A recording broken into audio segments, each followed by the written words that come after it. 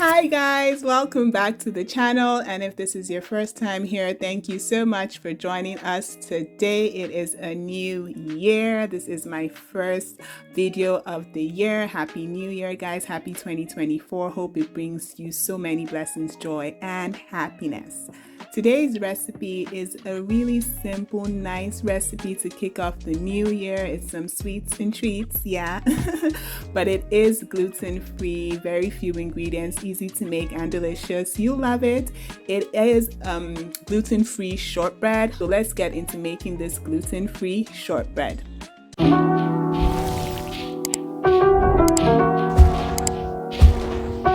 The first ingredient is sugar. I'm using coconut sugar to avoid refined sugar. I'm going to be using a cup of coconut sugar.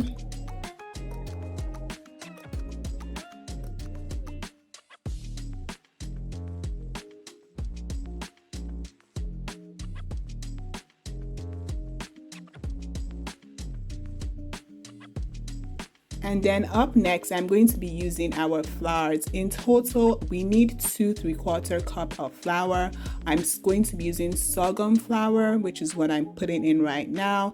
And I'm also going to be using cassava flour and tapioca starch. For the sorghum flour that's going in right now, I'm using a cup. And then for the cassava flour, I will use a cup as well. And then for the tapioca starch, I will use 3/4 cup. You can actually use any gluten-free flour mix that you may already have. The important thing is that you use 2 3/4 cup of it, right? And this recipe, if you don't need it to be gluten-free, you could just use a regular flour, 2 3/4 cups as well.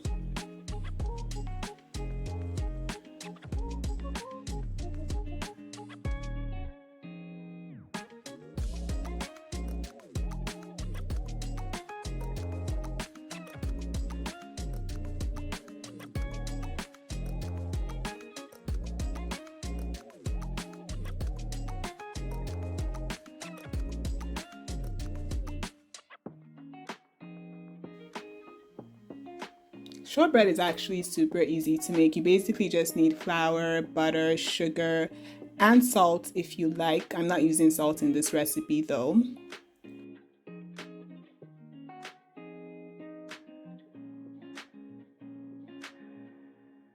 These are all the dry ingredients. Since they've all been put together, at this point I'm going to mix it together thoroughly to make sure there's no lumps or bumps, or you can sieve the flour and sugar if you like, but I typically just mix it together by hand like I'm doing. Now it's time to add the butter. I'm actually using ghee, ghee that I made myself. That's why it looks a bit dark. I probably left it on the heat a bit too long. But yes, I'm using ghee, and you need a cup of the oil you're using. I'm using ghee. So traditionally it's butter. You know, if you want to use butter, you can use butter. I like ghee because it's very flavorful and it's lactose free. If you want to make this vegan, you can actually use coconut oil. I have tried that before and it came out pretty good. So when you mix this together, at this point, it's still going to be a bit crumbly, so you're going to need to add in more liquid. Ideally, you should add in more of your oil, so your ghee or your butter. But I was trying to cut the fat content, so I added in 1/4 cup of water to form my dough properly. But you could just add in 1/4 cup total of your butter, ghee, or whatever fat or oil you may be using. I like to make it this way to cut the fat level so it's not too much fat in it, and it still tastes pretty good, even if I say so myself. So at this point, you can form your dough ball, form it together and let it rest a little bit, and then you can get into, after the dough rests, you can get into cutting out your shortbread.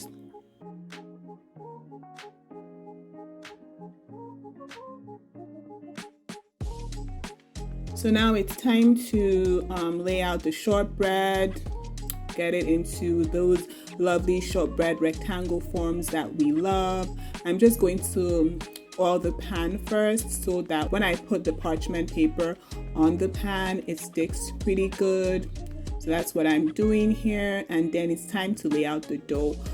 You can take out the time to form individual rectangles that are separated, But to make it easy for me, I just basically smash the dough down like I'm showing you.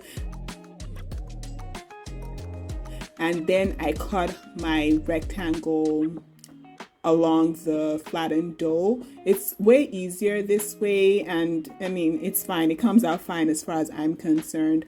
But you could go through the extra step of making sure that it's actually a rectangle dough, and then you cut the rectangles from that dough and separate them. But I don't really separate it. I just stay with the circular shape, tuck in the ends, and then cut it without even really separating it, but cutting it properly so that it's divided and easy to break off when it does bake. And yeah, that's what I do. So yeah, let's do this.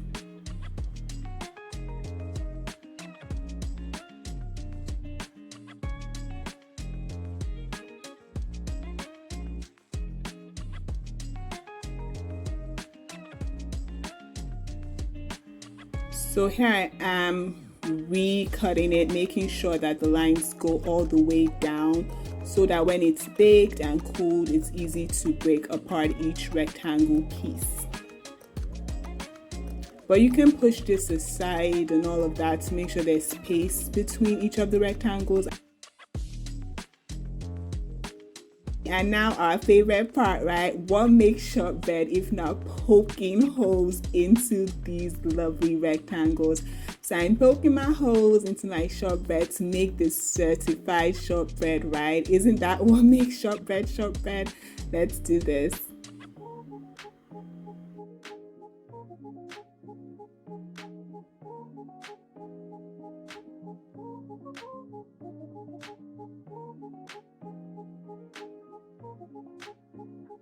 Okay, so we are pretty much done, and now it's time to bake in the oven at 370 degrees for 20 to 25 minutes.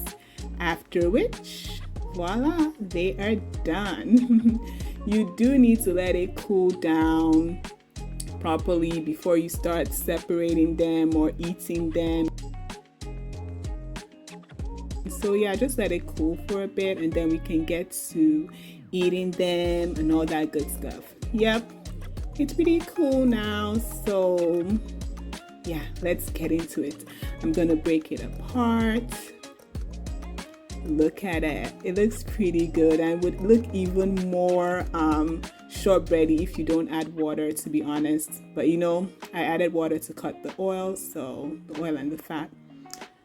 So this would be a benefit of separating it before you bake. You wouldn't have to break it apart this way. See me stealing some bites here and there. All right.